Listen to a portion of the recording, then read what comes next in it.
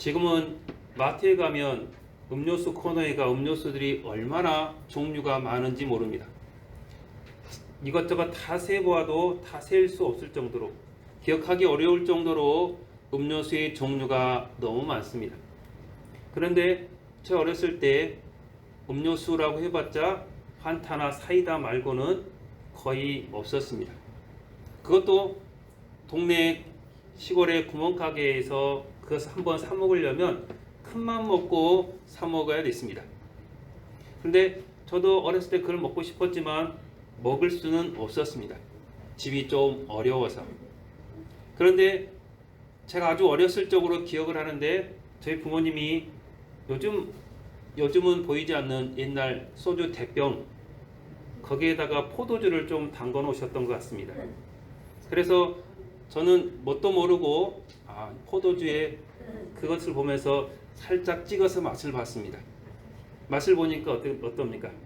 달짝지근하고 쌉싸름하기도 하고, 그래서 맛있구나 하면서 조금씩 홀짝홀짝 먹기 시작했습니다. 맛있어서 먹기 시작했는데 점점 먹다 보니까 포도주는 점점 달아지고 제 기억은 점점 정신을 놓고 그렇게 됐습니다. 나중에는 이제 포도주에 취해서 제가 어떻게 했는지 어디로 갔는지 기억도 없습니다. 그냥 제 기억은 달달하고 쌉싸름한 그 음료수를 먹었다. 제 기억은 그건데 나중에 이야기를 들어보니까 동네 분들이 저희 부모님한테 말씀을 드려서 저희 부모님이 어디 가서 뭐 들에서 보았다든가 동네에서 얻어보았다든가 그렇게 얻어보았다고 해서 집에 이렇게 왔던 기억이 있습니다. 어떻게 왔는지도 모르고 어디로 갔는지도 모릅니다. 단지 기억이라고는 달달하고 쌉싸름한 그 포도주를 먹었다, 음료수를 먹었다, 그거밖에는 기억이 없습니다. 아마 제가 술 마시고 취해본 것은 그때가 아마 처음이고 마지막이지 않나 싶습니다. 근데 여러분, 술은 왜 마실까요? 지금은 술 문화가 많이 좋아졌다고 합니다. 그래서 부어라 마셔라 그렇게 하지는 않습니다. 그럼에도 불구하고 아직 여전히 남아있는 술 문화들, 무조건 많이 마셔야 되는 것, 무조건 많이 먹여야 되는 그런 문화들이 아직도 곳곳에 남아 있습니다. 하지만 세계보건기구는 2014년에 술을 1급 발암물질로 공식적으로 지정을 했습니다. 술을 마시면 실수하고 암 발생이 높아진다라고 말합니다. 보건기구 산하 국제암연구소 역시 술의 주 성분인 알코올과 그 부산물인 아세트알데히드 때문에 이 술을 1급 발암물질로 지정을 해놓고 있습니다. 가까운 혁신도시에 열병합발전소가 있는데 거기서 쓰레기 태운다고 사람들이 얼마나 데모를 하는지 모릅니다. 발암물질이 나온다고 하면서 동네 사람들 다 모아서 데모를 합니다.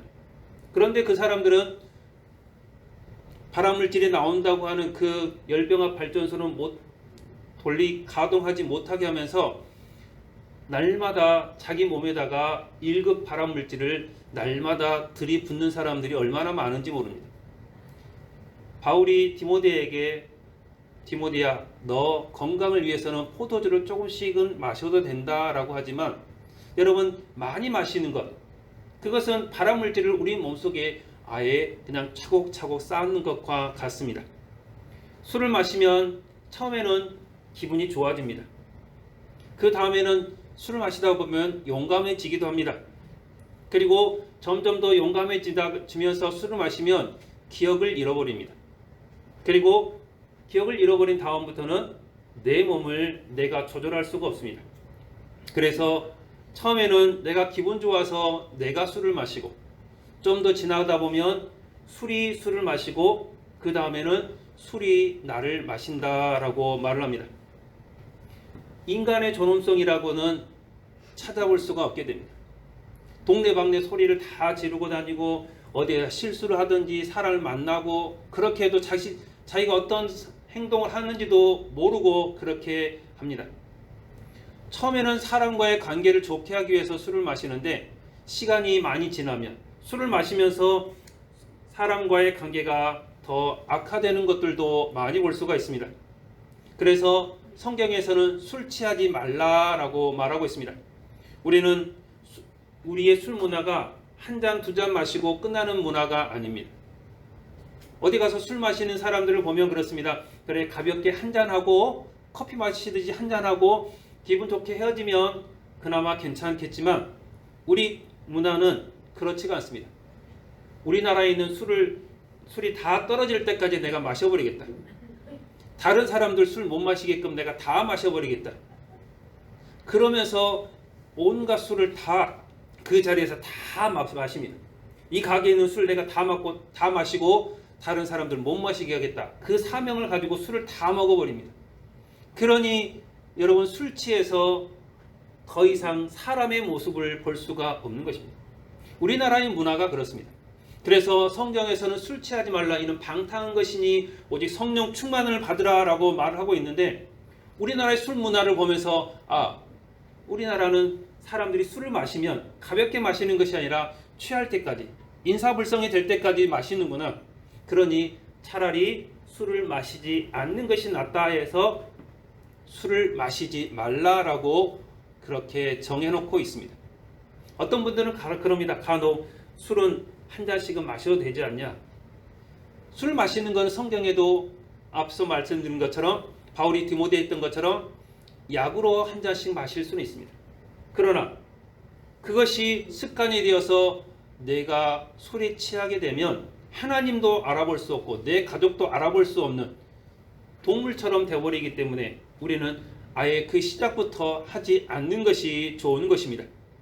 부활하신 예수님께서 승천하시기 전에 제자들에게 말씀하십니다. 너희는 다른 곳에 가지 말고 흩어지지 말고 이 자리에 있어라 라고 말합니다. 그러면서 예수님께서 성령을 우리에게 약속해 주십니다. 성령 충만한 것과 술 취하는 것이 비슷합니다. 그래서 오늘 본문 13절에서 기록합니다. 어떤 이들은 조롱하여 이르되 그들이 새 술에 취하였다라고 말하고 있습니다. 술 취하는 모습과 성령 충만한 모습이 비슷하기 때문에 사람들이 그렇게 말을 합니다. 제자들은 예수님께서 부활하시고 승천하신 후에 두려움 가운데 있습니다. 언제 자기가 잡혀갈지 모릅니다. 그리고 예수님께서도 너희는 나가지 말고 여기서 꼼짝 말고 기도하고 있어라. 몇 날이 되지 못해서 성령이 너희에게 임할 것이다 라고 말씀하십니다. 그러니 제자들이 마가의 다락방에서 간절하게 하나님께 기도하고 있습니다. 1절부터 4절에 보면 기록합니다. 오순절 날이 이미 이름에 그들이 다 같이 한 곳에 모여 있더니 호련히 하늘로부터 급하고 강한 바람 같은 소리가 있어 그들이 앉은 온 집에 가득하며 마치 불의 혀처럼 갈라지는 것들이 그들에게 보여 각 사람 위에 하나씩 임하여 있더니 그들이 다 성령의 충만함을 받고 성령이 말하게 하심을 따라 다른 언어들로 말하기를 시작하니라 라고 기록하고 있습니다. 오순절이라 라고 합니다. 오순절은 예수님께서 부활하신 후에 50일 후를 오순절이다 말합니다. 예수님께서 승천하신 후에 10일, 그 기간이 오순절입니다. 구약에서는 77절이나 맥추절이라 라고 하면서 그 절기를 지키고 있습니다. 77절 맥추절 절기를 지키기 위해서 예루살렘에 많은 사람들이 모여 있습니다. 그 상황 가운데서 예수님께서 약속하신 성령님께서 오순절날 마가의 다락방에 임합니다. 제자들이 함께 모여서 기도할 때 바람 같은 소리, 불꽃 같은 것들이 각 제자들 위에 하나씩 임하여 있고 성령 충만함을 받았다라고 말합니다. 성령을 다른 말로 원어로 말하면 루아흐라고 말합니다. 바람이다라고 그렇게 표현을 합니다. 바람, 생명을 이렇게 표현을 하고 있습니다.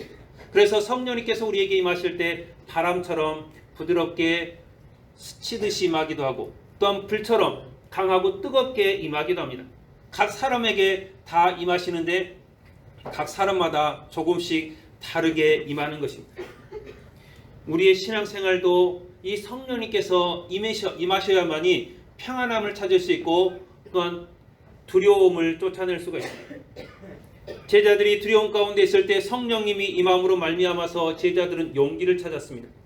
그래서 그들은 성령님께서 임하신 후에 담대하게 예수님을 증거하는 것을 볼 수가 있습니다. 성령님은 하나님과 예수님과 동일한 분이십니다. 요한복음 14장 26절에서 기록합니다. 보혜사 곧 아버지께서 내 이름으로 보내실 성령, 그가 너희에게 모든 것을 가르치고 내가 너희에게 말한 모든 것을 생각나게 하리라 라고 기록하고 있습니다. 성령님을 보내시는 분은 하나님이십니다. 그리고 성령님이 하시는 일은 예수님께서 제자들을 가르쳤던 그 말씀을 기억나게 하는 것이 바로 성령님께서 하시는 일입니다. 즉 성령님께서 혼자서 일하시는 것이 아니라 성부 하나님, 성자 예수님과 함께 일하고 있습니다. 우리는 편의상 성부 하나님, 성자 예수님, 성령님이라고 구분하지만 이분들은 다 같은 한 분이십니다. 구약에서부터 신약의 일까지 지금도 성령 시대라고 말하는 지금도 다 동일하게 우리에게 역사하시는 분이 바로 성자 예수님, 성부 하나님, 성령 하나님이심을 여러분들이 기억하시기를 바랍니다. 성령님은 예수님께서 승천하시면서 약속하신 분이기도 합니다. 앞서도 보았지만 예수님께서 약속을 하십니다. 사도행전 1장 5절에 보면 요한은 물로 세례를 베풀었으나 너희는 몇 날이 못되어 성령으로 세례를 받으리라 라고 기록하고 있습니다. 예수님께서 승천하시면서 말씀하신 것입니다. 너희는 몇 날이 되지 못해서 너희들이 성령을 받을 것이니 꼭 기다리고 있으라고 말합니다. 10일 후에 제자들이 성령을 받은 것을 볼 수가 있습니다. 성령님은 제자들에게 나타나서 여러 가지 일을 하셨지만 제자들이 담대하게 하나님을, 예수님을 증거할 수 있도록 해주고 있습니다. 요한복음 16장 7절에서 11절을 보면 이렇게 기록합니다. 그러나 내가 너희에게 실상을 말하노니 내가 떠나는 것이 너희에게 유익이니라. 내가 떠나가지 아니하면 보혜사가 너희에게로 오시지 아니할 것이요 가면 내가 그를 너희에게로 보내리니 그가 와서 죄에 대하여 의에 대하여 심판에 대하여 세상을 책망하시리라. 죄에 대하여라 함은 그들이 나를 믿지 아니하며 의에 대하여라 함은 내가 아버지께로 가니 너희가 다시 나를 보지 못하며 심판에 대하여라 함은 이 세상 임금이 심판을 받았음이라 라고 기록하고 있습니다. 성령님께서 하시는 가장 중요한 일이 바로 예수님을 나타내는 일입니다. 예수님을 믿지 않는 사람들을 성령님께서 심판을 하십니다. 예수님께서 하늘나라로 천국으로 들어가는 그 의를 나타내고 있습니다. 세상 임금들은 예수님을 믿지 않았기 때문에 자기 의만, 자기 것만 드러내기 때문에 그들을 성령님께서 심판을 하십니다. 성령님은 우리 안에 역사하셔서 예수님을 믿게 하고 예수님을 믿지 않는 사람들에게 예수님을 증거하여 하나님의 백성이 되게 하십니다. 이 세상의 모든 권력자들, 권세자들을 예수님 앞에 무릎을 꿇게 하시는 분이 바로 우리의 성령님이십니다. 성령님은 구약에서 하나님의 영으로 표현이 되어 있습니다. 즉 성령님은 태초부터 하나님과 함께 계셨던 분이십니다. 같은 하나님이십니다. 단지 성령님은 영으로 계시기 때문에 공간의 제약을 받지 않으십니다. 여기도 계시고 저기도 계시고 지금 예배를 드리고 있는 이 나라의 모든 교회 가운데 다 함께 계십니다. 아니 온 세계에 예배를 드리는, 온 세계 가운데 예수 그리스도를 부르는 그곳에 성령님께서 계심을 여러분들이 믿으시기를 바랍니다. 예수님께서는 자신이 십자가에 못 박혀 죽을 것을 알고 계셨습니다. 걱정하면서 제자들에게 성령님을 약속해 주십니다. 예수님께서는 육신을 가지고 있기 때문에 한 곳에밖에 머물 수밖에 없었습니다. 그래서 제자들이 다 흩어져 있을 때 예수님께서 그들과 다 함께 하실 수가 없었습니다. 하지만 예수님께서 부활하심으로 영으로 이 땅 가운데 다시 오심으로 제자들에게 여기저기 나타나는 것을 볼 수가 있습니다. 벽을 뚫고 제자들에게 나타나는 것을 볼 수가 있습니다. 완전한 신이요 완전한 사람으로 이 땅 가운데 다시 오신 예수님께서 이제는 성령님을 우리에게 약속하고 계십니다. 언제 어디서나 우리와 함께 계시는 하나님, 그 성령님께서 여러분과 함께 계심을 여러분들이 믿으시고 여러분들이 성령 충만함을 받으시는 귀한 여러분들이 되시기를 바랍니다. 아멘. 사랑하는 성도 여러분, 예수님께서 약속하신 성령님을 모시고 항상 성령 충만하게 살 수는 없습니다. 하지만 성령님과 동행하는 삶을 살아가는 여러분들이 되시기를 바랍니다.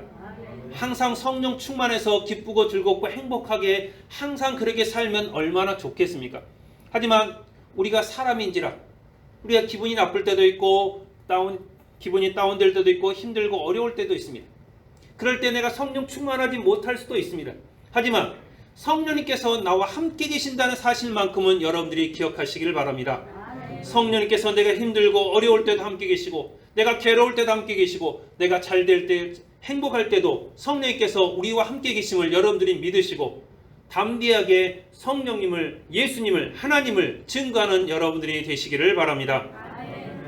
제자들이 성령 충만함을 받을 때 77절 맥휴절이었습니다. 그래서 많은 사람들이 예루살렘에 모여 있습니다. 제자들이 성령 충만함을 받고 길거리로 나가서 각 사람들에게 예수님을 증거하기 시작합니다. 5절부터 11절에 보면 이렇게 기록합니다. 그때 경건한 유대인들이 천하 각국으로부터 와서 예루살렘에 머물러 있더니 이 소리가 나매 큰 무리가 모여 각각 자기의 방언으로 제자들이 말하는 것을 듣고 소동하여 다 놀라 신기하게 여겨 이르되 보라, 이 말하는 사람들이 다 갈릴리 사람이 아니냐? 우리 각 사람이 난 곳 방언으로 듣게 되는 것이 어찌 됨이냐? 우리는 바데인과 메데인과 엘람인과 또 메소포타미아, 유대와 갑바도기와 본도와 아시아, 부르기아와 판빌리아, 애국가 및 구레네에 가까운 리비아, 여러 지방에 사는 사람들과 로마로부터 온 나그네, 곧 유대인과 유대교에 들어온 사람들과 그레데인과 아라비아인들이라 우리가 다 우리의 각 언어로 하나님의 큰 일을 말함을 듣는도다 라고 기록하고 있습니다. 성령 충만함을 받으니 즐겁고 용감해집니다. 처음에 술을 마시면 즐겁고 용감해지는 것과 비슷합니다. 두려울 것이 없습니다. 그래서 예수님을 증거하기 시작하는데 어떤 일이 벌어집니까? 많은 사람들이 예수님의 제자들을 볼 때 그들은 생각을 합니다. 7절에 보면 기록합니다. 다 놀라 신기하게 여겨 이르되 보라, 이 말하는 사람들이 갈릴리 사람이 아니냐라고 말합니다. 갈릴리 사람이 아니냐라고 말하는 것은 이 사람들은 무식한 어부가 아니냐, 다른 나라 말을 못하는 어부들이 아니냐. 그런데 어찌해서 우리가 우리나라 언어로 각각 다 소리를 듣느냐라고 말을 하는 것입니다. 제자들은 평상시처럼 예수님을 증거합니다. 그런데 그 자리에 모인 사람들이 각각 자기 언어로, 자기 말로 다 듣는 것을 볼 수가 있습니다. 쉽게 말하면 제가 여기서 한국말로 말을 하는데 앉아있는 사람들이 중국 사람은 중국말로, 미국 사람은 영어로, 일본 사람은 일본어로, 태국 사람은 태국어로 듣는 것입니다. 하나님의 영이 임하니, 성령님께서 임하여서 말을 하게 되니 온 언어가 이제는 통일이 되는 것을 볼 수가 있습니다. 바벨탑 사건 이전에 언어가 하나였던 그 시기로 다시 돌아가게 되는 것입니다.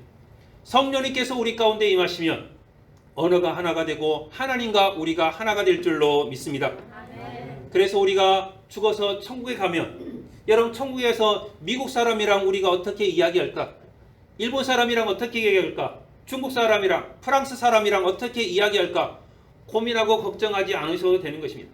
하나님께서 언어를 하나로 만드시기 때문에 오늘 성령님께서 임하셨을 때 온 언어가 하나가 되어서 예수님을 저들이 들었던 것처럼 우리의 언어도 하나가 될 줄로 믿습니다.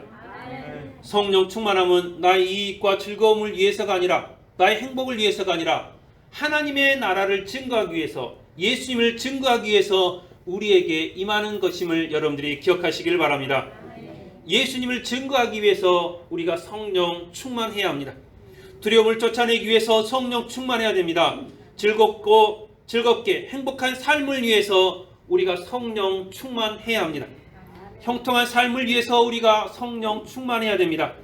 이것이 하나님께서 우리 가운데 원하시는 것이고, 우리가 이 땅에서 성령 충만함으로 말미암아 하나님의 나라를 증거하는 귀한 사역을 이루기 위해서임을 여러분들이 기억하시기를 바랍니다. 성령 충만한 바울이 바보라는 섬에 갔을 때 엘루마라는 마술사를 만납니다. 바울이 엘루마에게 하는 말이 있습니다. 사도행전 13장 9절에서 11절에 보면 이렇게 기록합니다. 바울이라고 하는 사울이 성령이 충만하여 그를 주목하고 이르되 모든 거짓과 악행이 가득한 자요, 마귀의 자식이요, 모든 의의 원수여 주의 바른 길을 굽게 하기를 그치지 아니하겠느냐. 보라 이제 주의 손이 내 위에 있으니 네가 맹인이 되어 얼마 동안 해를 보지 못하리라 하니 즉시 안개와 어둠이 그를 덮어 인도할 사람을 두루 구하는지라 라고 기록합니다. 전에는 마술사였던 엘루마가 참 좋아 보였습니다. 성령님께서 임하기 전에는 마술을 행하니 온갖 마술을 행하며 신기한 일을 하니 사람들이 그 자리 가운데 모였습니다. 엘루마를 칭송합니다. 그런데 성령 충만하여서 엘루마를 보니 이제는 완전히 달라집니다. 그 안에는 하나님이 계시지 않고 진리가 있지 않습니다. 그 안에는 악한 영이 그 안에 있어서 사람들을 현혹하고 미혹해서 사람들을 좋지 않은 길로, 굽은 길로 인도하는 것을 볼 수가 있습니다. 그래서 사도 바울이 보기에 악한 영이 그 안에 들어있음을 보고 사도 바울이 그를 저주하는 것을 볼 수가 있습니다. 성령님은 하나님의 진리의 영이기 때문에 거짓 영이 보이기 시작한 것입니다. 사단 마귀가 보이기 시작하는 것입니다. 그래서 바울은 단호하게 이 엘루마를 처리하는 것을 볼 수가 있습니다. 성령 충만한 바울은 복음 전파를 방해하는 엘루마에게 있는 악한 영을 보고 그를 책망하고 그 얼마 동안 앞을 보지 못하게 하는 사건이 바로 이 사건입니다. 사랑하는 성도 여러분, 악한 영들이 우리 가운데 임하지 못하게 성령님께서 우리 가운데 임할 수 있도록 여러분들이 항상 깨어서 기도하며 성령님을 사모하시기를 바랍니다. 아멘. 하나님의 영, 즉 성령이 우리 가운데 임하게 되면 하나님께서 우리에게 소망을 선포합니다. 로마서 15장 13절에 보면 기록합니다. 소망이 하나님이 모든 기쁨과 평강을 믿음 안에서 너희에게 충만하게 하사 성령의 능력으로 소망이 넘치게 하시기를 원하노라 라고 기록합니다. 하나님께서 하나님을 믿는 사람들을 책임져 주십니다. 그래서 기쁨과 평강이 넘치고 성령을 통해서 소망이 넘치게 해 주십니다.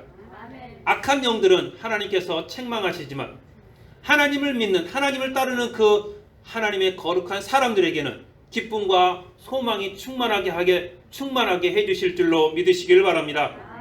하나님을 믿고 예수를 영접한 사람에게는 하나님께서 언제나 도움의 손길을 펼쳐 주십니다. 그래서 우리가 하나님 안에 거하고 예수를 믿고 성령님을 의지하고 살 때 우리의 삶이 평안해지고 형통해질 수 있음을 여러분들이 믿으시기를 바랍니다. 이렇게 성령 충만한 사람을 우리는 교회의 일꾼으로 삼아야 됩니다. 그냥 교회 일꾼으로 세울 때 아무 사람이나 다 세우는 것이 아닙니다. 사도행전 6장 5절과 6절을 보면 이렇게 기록합니다. 온 무리가 이 말을 하여 믿음과 성령이 충만한 사람 스데반과 또 빌립과 브로보네와 니가노르와 티몬과 바메나와 유대에 입교했던 안디옥 사람 니골라를 택하여 사도들 앞에 세우니 사도들이 기도하고 그들에게 안수하니라 라고 기록합니다. 초대교회에 문제가 생겼을 때 7명의 집사를 세웁니다. 7명의 집사를 세우는데 이 사람들이 다 유대인들이 아닙니다. 유대 땅에 살던 유대인들이 아니라 여러분 로마에서 살던 유대인들입니다. 어찌 보면 내 지역에 사는 사람, 내 동네에 사는 사람, 나랑 친한 사람을 집사로 세우는 것이 더 맞을 수도 있습니다.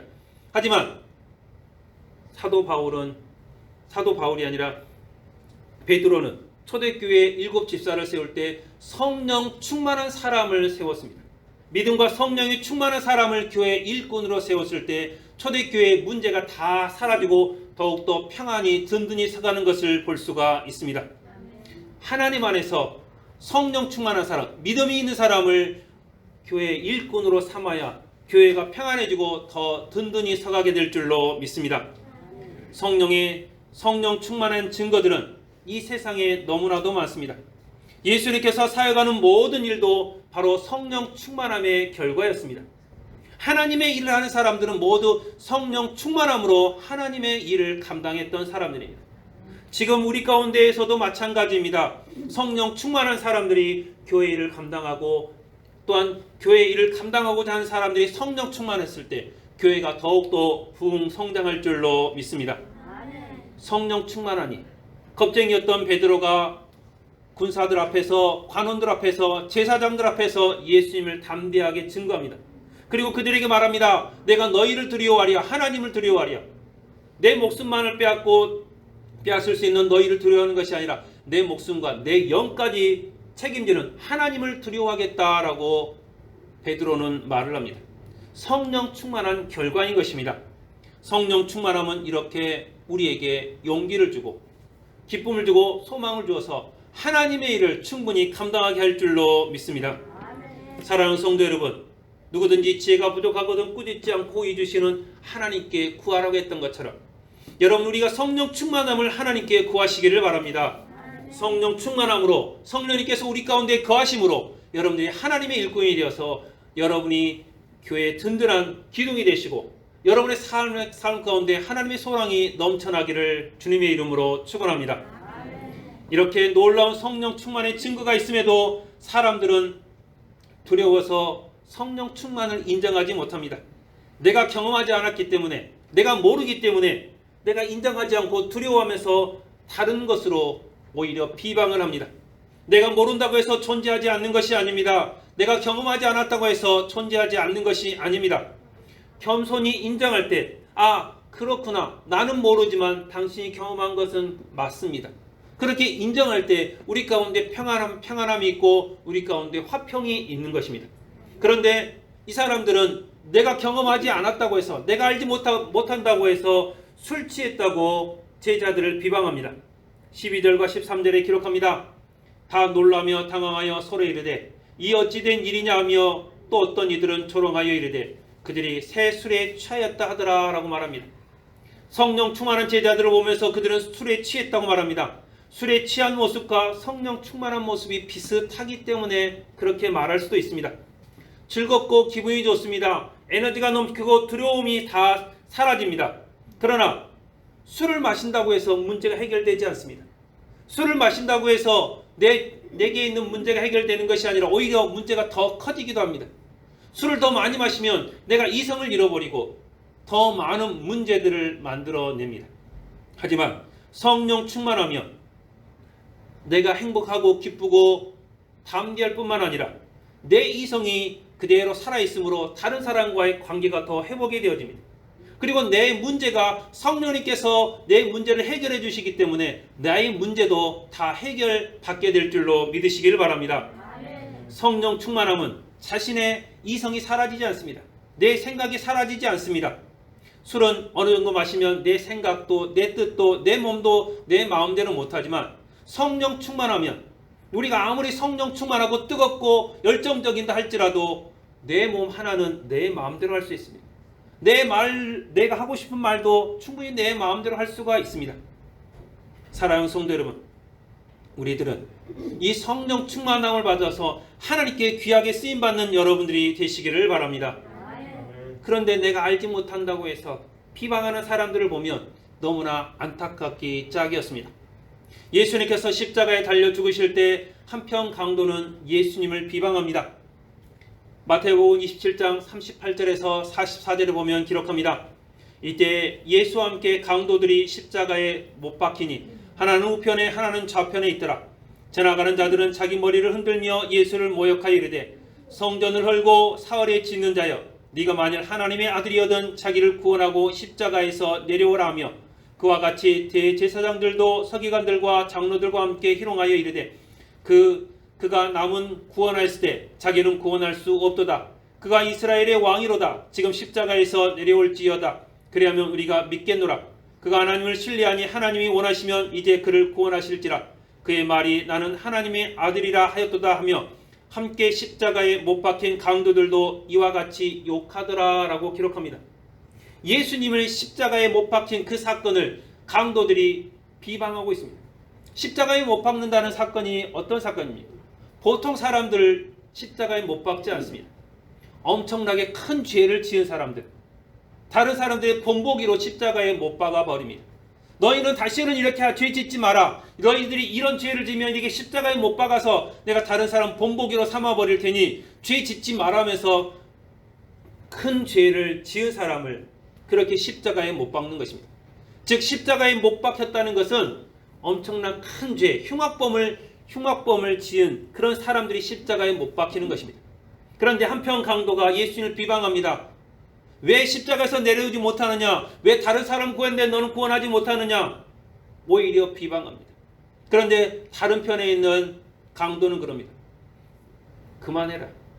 예수님께서는 아무런 죄가 없는 분이다. 우리는 우리 죄 때문에 십자가에 못 박히지만 예수님께서는 그렇지 않다. 예수님, 당신이 나라에 임할 때 나를 기억하옵소서라고 말을 합니다. 같은 상황에 있지만 한 사람은 예수님을 비방하고 한 사람은 예수님을 인정하는 모습을 볼 수가 있습니다. 우리는 예수님을 볼 때 예수님을 비방하고 예수님을 조롱하는 것이 아니라 예수님을 더 나의 구주로 믿고 예수님을 더 따라가는 우리들이 되어야 됩니다. 그래야만이 우리의 삶이 평안해질 수가 있음을 여러분들이 기억하시기를 바랍니다. 같은 증상을 보고 서로 다른 반응을 보이는 것은 내 안에 두려움이 있기 때문에 그렇습니다. 예수를 믿고 내 안에 두려움들을 여러분들이 떨쳐내시기를 바랍니다. 내 안에 두려움이 사라질 때 예수님을 온전히 영접하고 예수를 믿고 여러분이 행복한 삶을 살 수가 있습니다. 세상 사람들은 자신의 부족함과 연약함을 인정하기 싫어합니다. 내가 예수님을 십자가에 못 박았기 때문에, 내가 예수님을 죽였기 때문에 예수님께서 하나님의 아들이라는 것을 인정하기 싫은 것입니다. 하지만 예수님께서 하나님의 아들임을 인정할 때 우리는 더 행복한 삶을 살 수 있음을 여러분들이 기억하시기를 바랍니다. 사랑하는 성도 여러분, 세상은 아직도 예수님을 받아들일 만한 그릇이 되지 못해서 예수님을 믿는 사람들을 힘들게 하고 어렵게 합니다. 비싼 것들을 만들어서 예수님을 믿지 못하게 하기도 합니다. 그러나 여러분들이 성령 충만함을 받아서 그 모든 것들을 담대하게 물리쳐 이겨내시기를 바랍니다. 사랑하는 성도 여러분, 예수님은 우리에게 성령님을 약속해 주셨고 성령님은 오순절 마가의 다락방에 임하시면서 예수님의 약속이 이루어졌습니다. 그 후로 지금까지 성령님은 한순간도 우리를 떠나지 않고 우리 곁에 계심을 믿으시기를 바랍니다. 우리를 지키시고 우리를 보호해 주시고 우리 입술에 하나님의 할 말을 허락해 주십니다. 우리가 힘들고 어려울 때마다 하나님 앞에 간절히 기도하십니다. 우리에게 피할 길을 허락해 주십니다. 우리에게 닥쳐온 그 힘들고 어려운 일들을 이겨낼 수 있는 힘을 주시는 분이 우리 성령님임을 여러분들이 믿으시길 바랍니다. 사랑하는 성도 여러분, 이제는 성령 충만함을 받아서 온 세상 가운데 예수 그리스도를 증거하는 여러분들이 되시기를 바랍니다.